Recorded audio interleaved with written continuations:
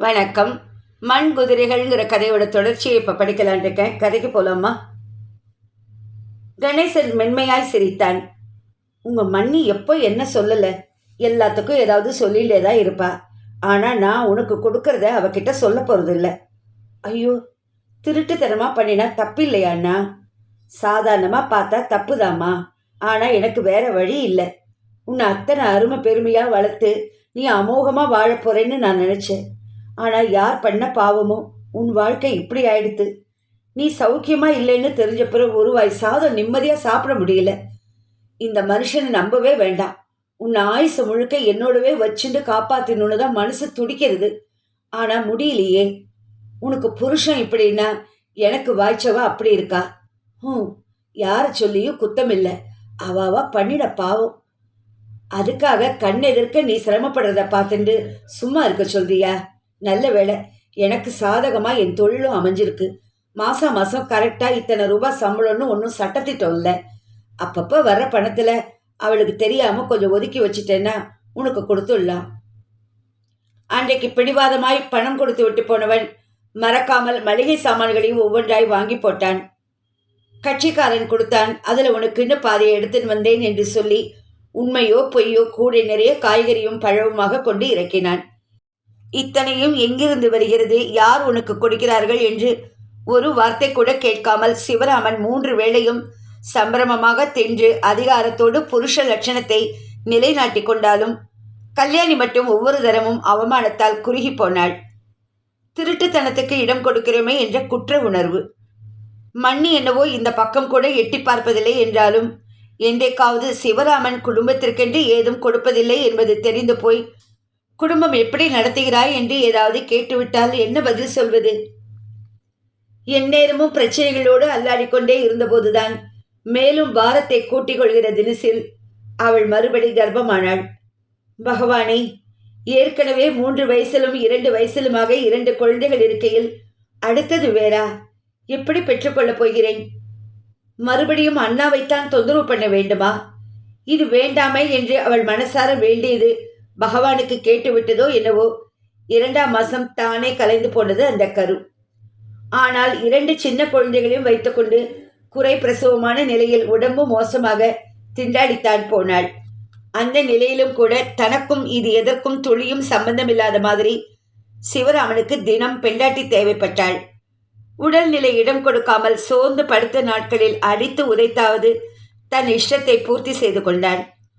கணவனை எதிர்க்கவும் துணிவில்லாமல் அவன் வாயிலிருந்து வரும் வார்த்தைகளையும் கைகளிலிருந்து கிடைக்கும் சீண்டல்களையும் சமாளிக்கும் தெம்பும் இல்லாமல் நிலைமை மோசமாகி போன அந்த நேரத்தில் தொடர்ந்து மறுமுறையும் உண்டானாள் கல்யாணி.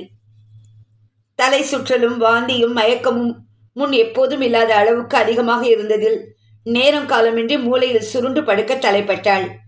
குழந்தைகளையும் கவனித்து வீட்டையும் பராமரிப்பது சமாளிக்க முடியாத அளவுக்கு சிரமமாகவே இருந்தது. 2 நிமிஷம் சேர்ந்தாற் போல அடிப்படையில் நிற்க முடியவில்லை. நின்றாலும் நிதானமாக சமைக்க கொள்ள இயலவில்லை. எந்த வாசனைக்கும் தொட்டால் சுருங்கியாக மாறின வயிறு குமட்டி அடம் பண்ணியது. கணவருக்கு பரிமாறி முடிப்பதற்குள் ஓசைப்படாமல் 4-5 தரம் கொல்லைப்புறமாய் சென்று உட்காளித்துவிட்டு வந்தாள். இலையின் முன் உட்கார்ந்து சாதம் குழம்பை பார்த்ததுமே புரட்டி புரட்டி எடுத்ததில் முழுசாய் ஒரு வாய் கூட சாப்பிட முடியாமல் வயிறு காய்ந்தே போனது.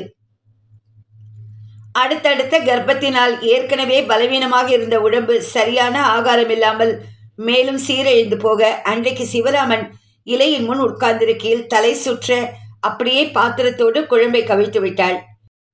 இவள் நிலை சற்றும் புரியாமல் கோபாவேசமாக எழுந்து வழக்கம் போல இவளை கீழே தள்ளி காலால் உதைத்தவன் உதைத்த வேகத்தில் துவண்டு போய் இவள் தொப்பென்று விழுந்ததையும் விழுந்த வேகத்தில் கண்மூடி கண் திறப்பதற்குள் கீழே குளமாய் பரவின ரத்தத்தையும் கண்டு ஒரு கணம் பயந்து போனான்.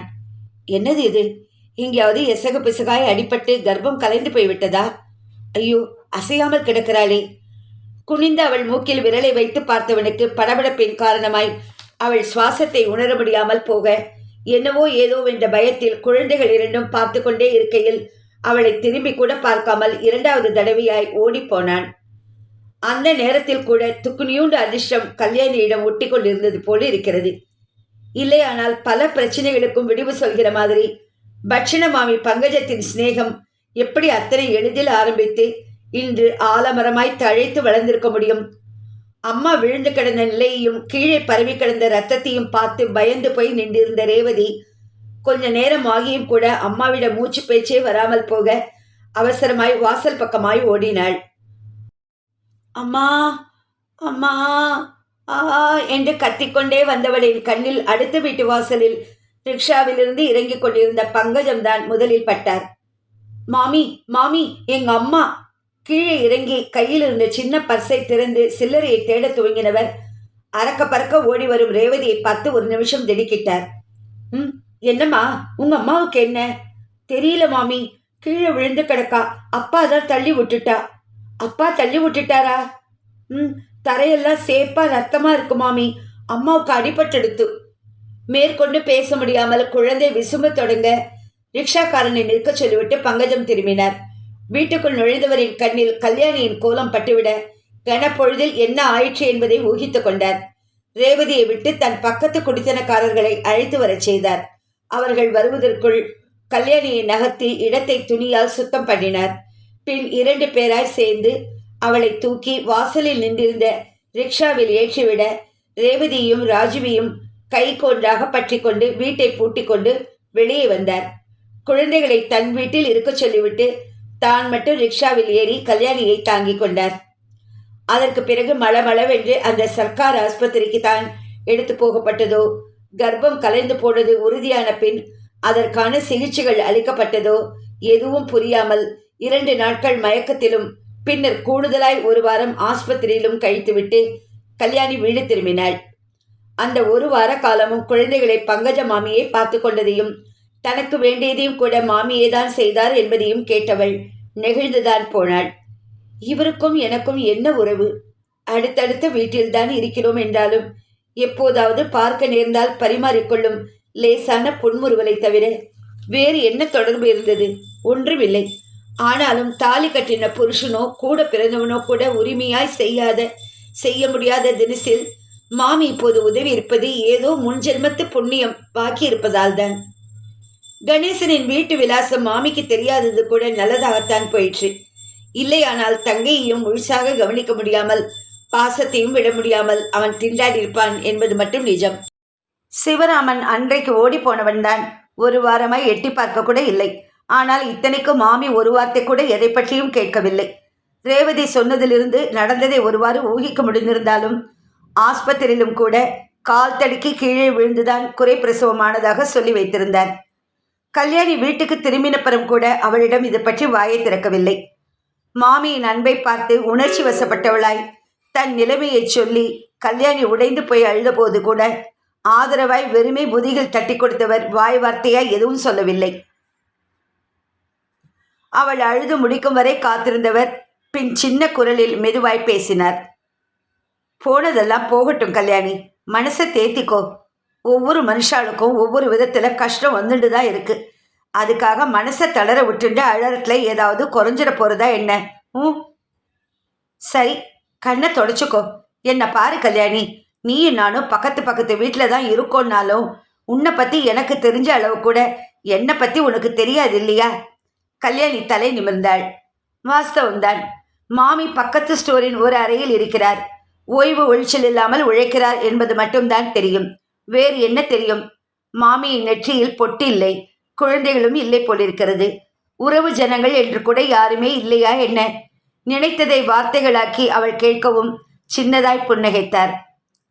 இருக்காம்மா, அண்ணன் தம்பின்னு 4 பேர் இருக்கா. தங்கைகள் 2 பேர் இருக்கா.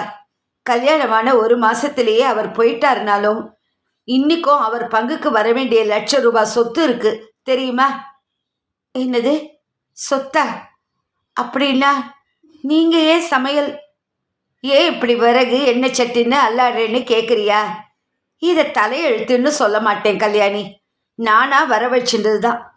அவரோட 1 மாதம் கூட வாழாம சொத்துக்கு மட்டும் போய் நிற்க எனக்கு பிடிக்கல. ஆனாலும் மனசு கேட்காம என் கூட பிறந்தவா போய் நின்னப்போ இவ வந்து தான் என் பிள்ளைய வாரிட்டு போயிட்டா. இவளுக்கு சொத்து வேற ஒரு கேடான்னு 3 லட்சம் விரட்டிட்டாளாம். நானே முனைஞ்சு கேஸ்னு போட்டிருந்தா ஒருவேளை ஏதாவது கிடைச்சிருக்கலாம். ஆனால் நான் விட்டேத்தியாக இருந்துட்டேன். பணம்னு வர்றப்போ உறவு பாசம்லாம் 2ஆம் பட்சம்தான் கல்யாணி. அதான் வர வேண்டிய பணத்தையும் வாங்காமல் நான் வந்துட்டதில்ல. என் கூட பிறந்தவாளும் அன்னைக்கே உன் பாட்டை நீயே பார்த்துக்கிறது தான் தேவலான்னு சொல்லிட்டா. அன்னையிலேருந்து இந்த ஸ்டோர் தான், இந்த சட்டியும் ஜாருணியும் தான் துணை.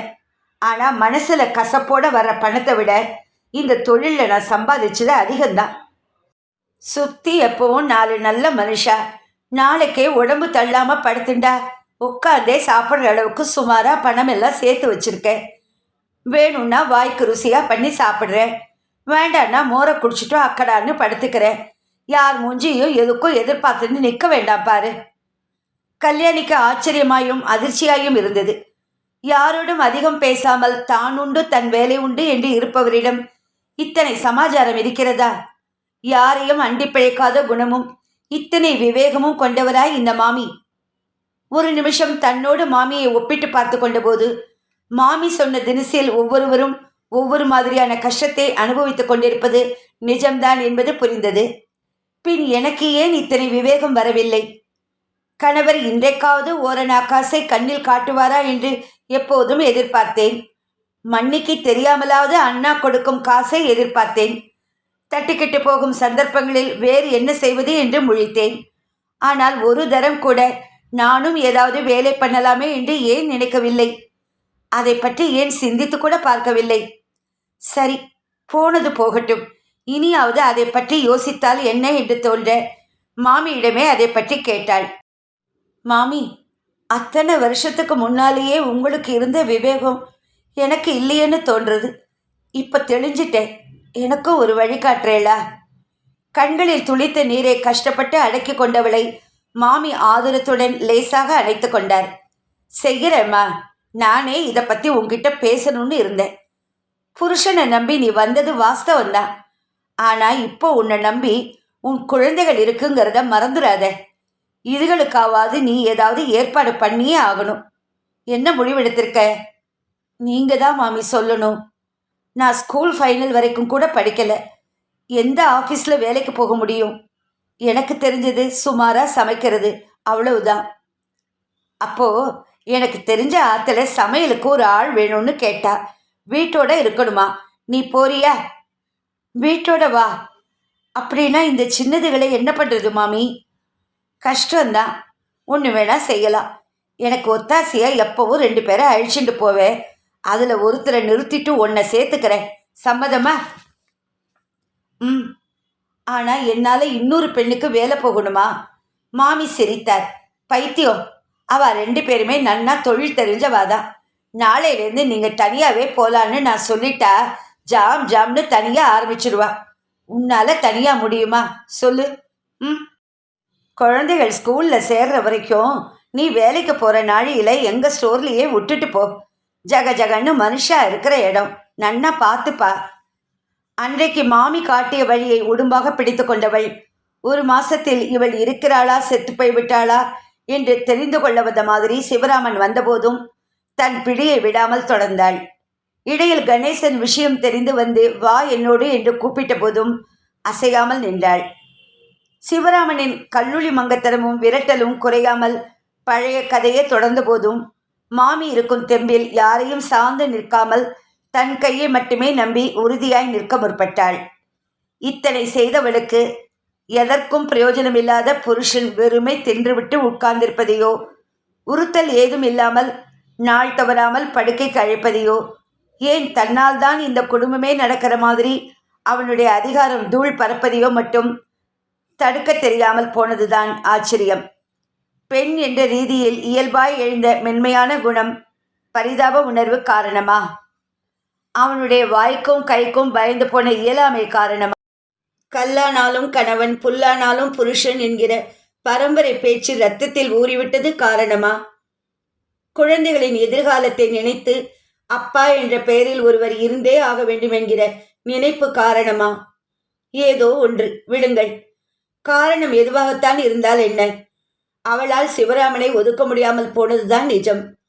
ஆனால் யார் செய்த புண்ணியமோ இந்த 2 குறை பிரசவங்களுக்கு பிறகு வயிற்றில் பிள்ளை ஏதும் உண்டாகவில்லை என்று சந்தோஷித்ததும் நிலைக்காமல் ரேவதிக்கு 10ம் ராஜுவுக்கு 8மாக வயசு நடக்கையில் மறுபடி உண்டாகி ஸ்ரீதரன் பிறந்தான்.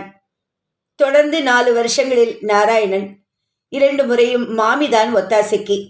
சொந்த தாயைப் போல சகோதரியைப் போல இருந்து அன்பாலும் உடம்பாலும் கவனித்துக் கொள்ள கணேசன் மட்டும் அவ்வப்போது வந்து பணத்தாலும் இதர வழிகளாலும் மனைவிக்கு தெரியாமல் செய்துவிட்டு போனான்.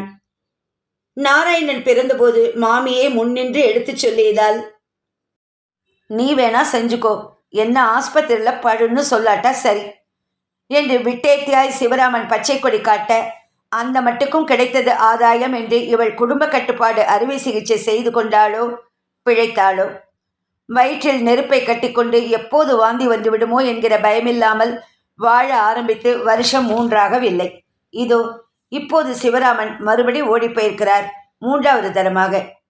உருப்படியாய் வேலை ஒன்று பார்த்த நாட்களில் என்றைக்காவது அத்தி பூத்த தினசில் 50ஓ 100ஓ கொடுத்துவிட்டு அத்தனை பேரையும் ஆட்டி படைத்து கொண்டிருந்தவரையும் இப்போது காணவில்லை.